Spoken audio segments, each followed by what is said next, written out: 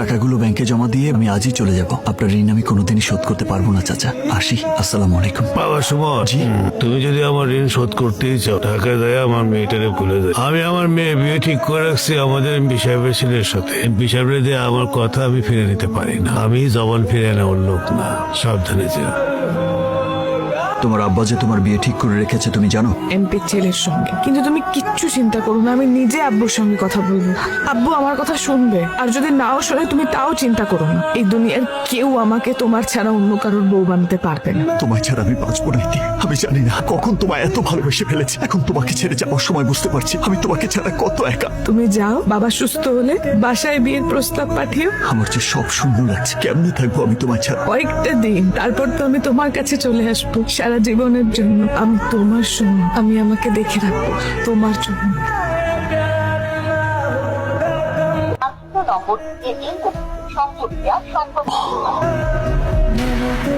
ইতি, কবির। আচ্ছা ভাই, এই যে আপনাদের পাশের বাসায় ইতিরা থাকতো, ওদের বাসায় তালা মারা, ওরা কোথায় গেছে জানেন? আমরাও তো দেখি যে উঠতেরা তালা মারা, ওদেরকে খুঁজে পাচ্ছি না। ওরা কোথায় যে গেল? তুমি এতদিন কোথায় ছিলা? আল্লাহ, তোমাকে আমি পাগলের মতো খুঁজেছি। কোথায় ছিলা তুমি এতদিন? কোথায় ছিলা আমাকে ছেড়ে? আমি ঢাকায় ছিলাম, আমার শ্বশুর বাড়িতে। কার বাড়ি?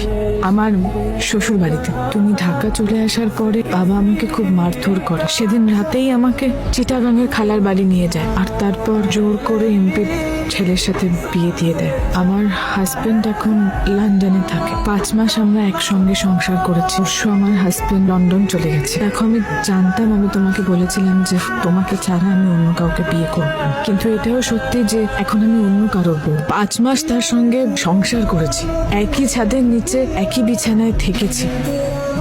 তুমি আগের মতো হয়ে যাও সুমন। এভাবে নিজের জীবনটাকে নষ্ট করো না। যা হয়েছে সেটা ভুলে যাও। ভেবে নাও যে যে আমি কোনোদিনও তোমার জীবনে ছিলামই না, আমি স্বপ্ন ছিলাম। তুমি না বলেছিলে তুমি আমি ছাড়া কারো বউ হবে না? তুমি না বলেছিলে তুমি তোমাকে দেখে রাখবো আমার জন্য? এই তোমার দেখে রাখা, এটা তুমি পাল্লা। এইভাবে আমার জীবনটা শেষ করে দিল। যাও, যাও তুমি। এই দাঁড়া, দাঁড়া। তোর মনে যদি এমপির ছেলেকে বিয়ে করার ইচ্ছা ছিল, তাহলে আমাকে মিথ্যে স্বপ্ন দেখিয়েছিলি কেন? আমার লাইফটা নষ্ট করলি কেন? হায় রে বেঈমান, গত 6টা মাস কোথায় কোথায় না খুঁজেছি আমি তোকে, কি না করেছি তোকে পেতে। দেখ এই 6 মাসে কি অবস্থা হয়েছে আমার। আর এতদিন পরে এসে বললি সব ভুলে নতুন জীবন শুরু কর।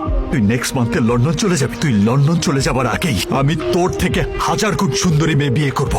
চলে যাই এখান থেকে, যা। প্রতিদিন এখানে আসবি না, যা এখান থেকে। ওই দিন ওরে বাইর করে দেওয়ার পর ভাবছিলাম আমার অনেক কষ্ট হইব। ওর কথা তো আমার মনেই পড়েন। কার কথা বলতেছস? ওই যে ওই মায়াটা, ওই ইতিনা ফিতি। ভালো তো।